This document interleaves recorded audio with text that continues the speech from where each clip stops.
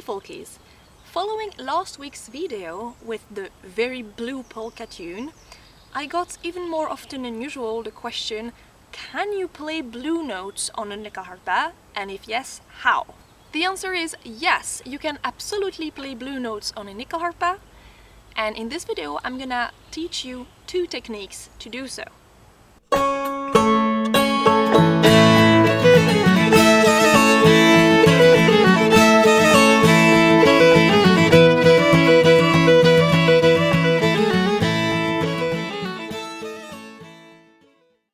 The first technique is similar to bending on guitar.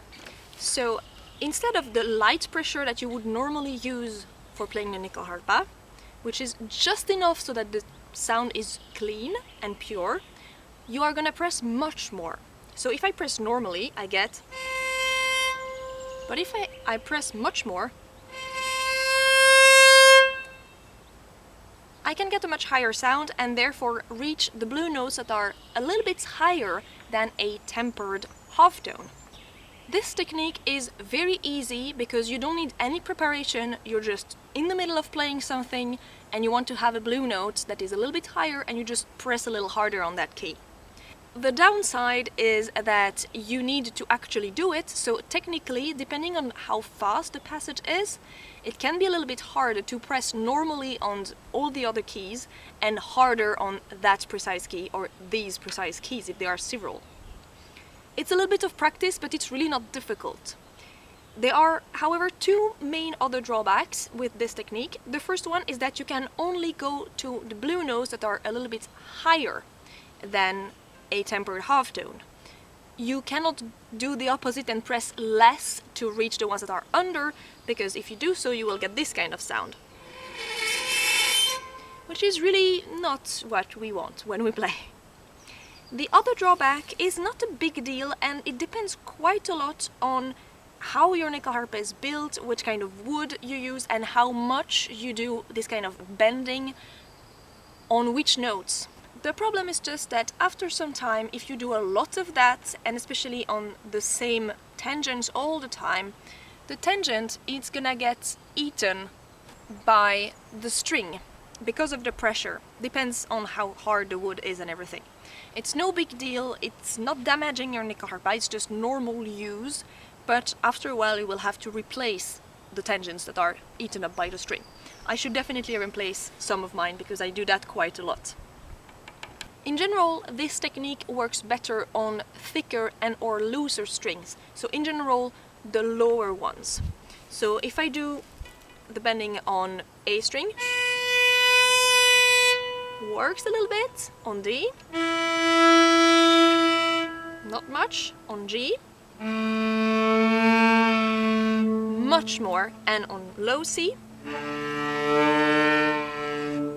So on the lower strings, sometimes you can go up to almost the entire half tone just by doing that.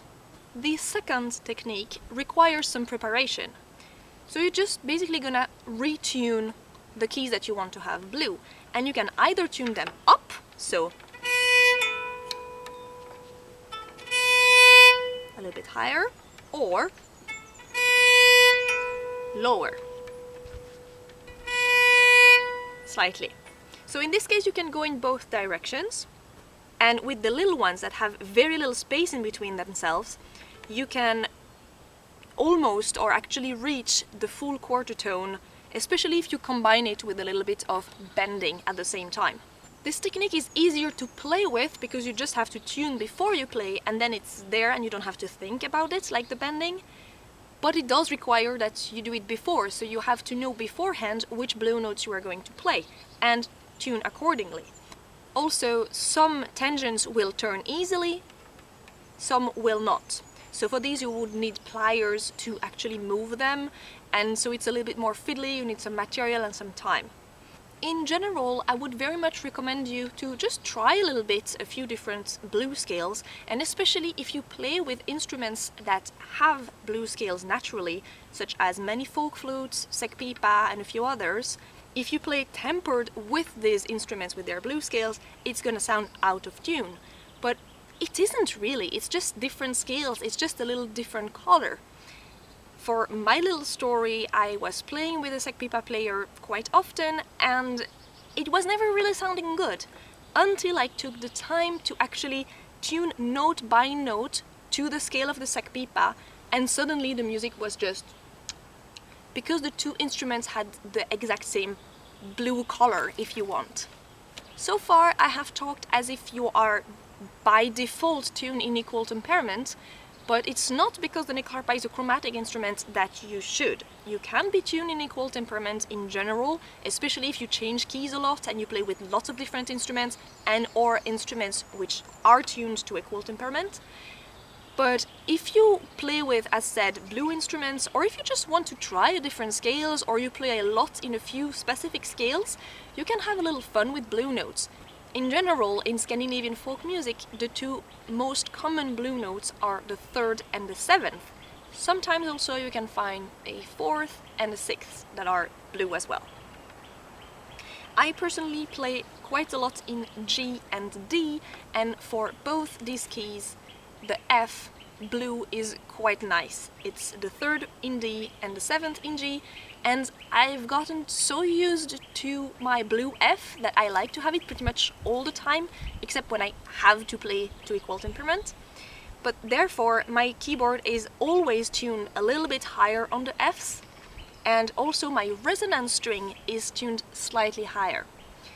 You don't need to think about the resonance strings if you're just gonna play a few blue notes here and there and then you tune back to pretty much equal temperament. But if you want to really sound good, you want the blue notes to also have a resonance string to reinforce their sound, so the whole scale feels balanced on your instrument.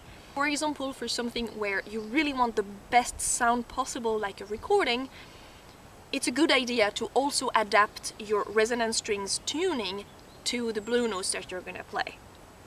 The third possibility you have to play blue notes, especially full quarter tones on a Nyckelharpa, is to get a keyboard with built-in quarter tones.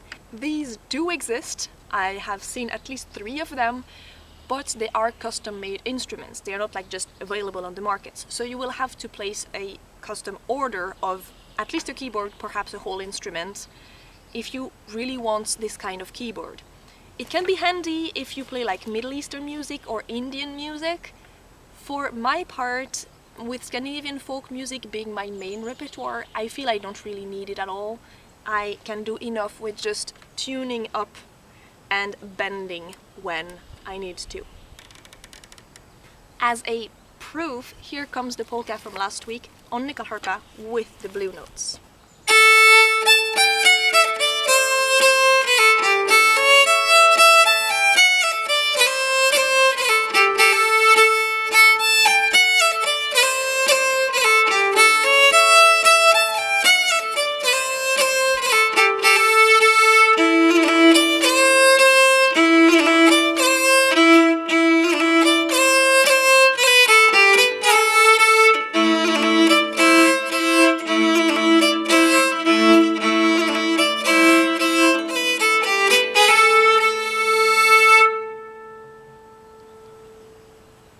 That's it for this video. I hope that you learned something interesting about Nyckelharpas and maybe also about equal temperament versus blue scales, which is a very huge debate and a lot of question of habit and of taste as well. I personally love blue scales and blue notes, but sometimes coming back to full equal temperament is also kind of relaxing for the ears. I don't know, I think both have their place, and I just wish that blue scales would not be considered out of tune that much, but just be appreciated for what they are. Let me know your thoughts about the subject in the comments below. I think it's a very interesting topic and I would love to hear a bit more about different visions, also depending on which instruments you play and which kind of music you listen to. Please also don't forget to like the video, subscribe to the channel if you haven't yet, share the video with your nerdy musical friends that could be interested as well, and why not supporting me on Patreon, where you can get sheet music for the tunes that I teach and behind the scenes and this kind of little extra content that is, I think, quite nice. And also it's just a way of supporting a content creator, musician, composer and teacher, me. Thank you very much to my patrons, by the way. Thank you to you for watching this video to the end. And I hope you will have a lot of fun playing around blue stuff in general. I obviously had. And see you next time. Hej då!